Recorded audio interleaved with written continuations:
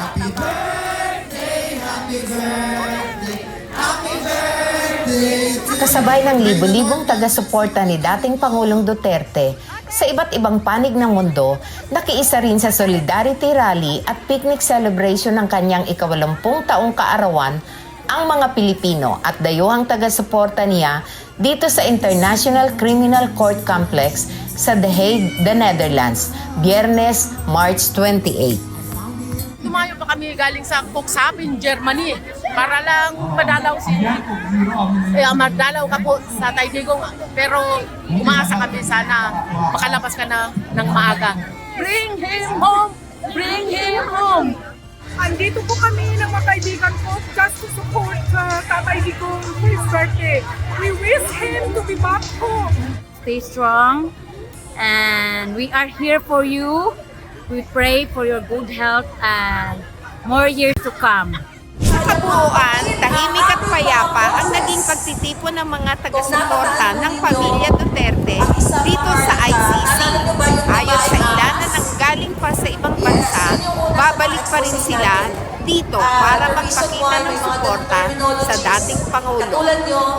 Sa kanyang talumpati, nagpasalamat si Vice President Sara Duterte sa lahat ng nag-abala para kumuha ng permit at magpadala ng paanyaya para sa pagkakatipon.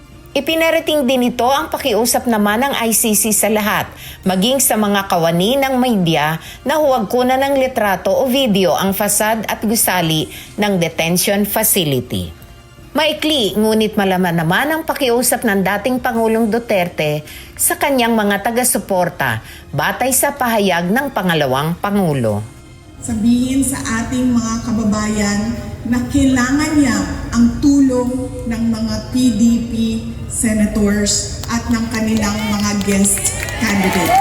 Hindi na niya magawang mangampaan niya, tumayo sa stage doon sa Pilipinas at sabihan ang mga supporters kung bakit kailangan natin iboto yung 10 diretso.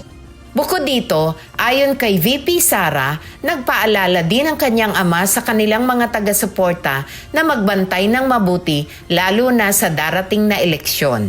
Sinabi niya na bantayan natin ang ating boto dahil ang mga tao na desperado ay kung ano-anong pandaraya ang naiisip para lang manalo sila.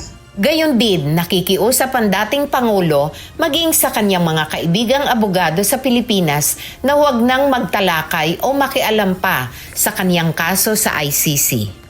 Ayon kay VP Sara, ipagdasal na lamang aniya ang kanyang ama na bigyan pa ng lakas ng loob at pangangatawan na harapin ang kaso dahil lagi nitong binabanggit na nais niyang makauwi na sa Pilipinas.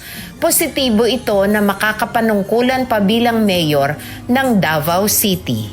Sabihin ko sa lahat ng mga supporters ni Pangulong Rodrigo Duterte at sa lahat ng mga abogado na kaibigan niya, huwag tayo makialam sa kanyang kaso sa International Criminal Court. Hayaan natin ang kanyang mga abogado at ang korte mismo magdesisyon kung ano ang mangyayari o ano ang susundin kaparte ng proseso ng korte. Cynthia Teruel, UNTV News and Rescue, Den Haag, The Netherlands.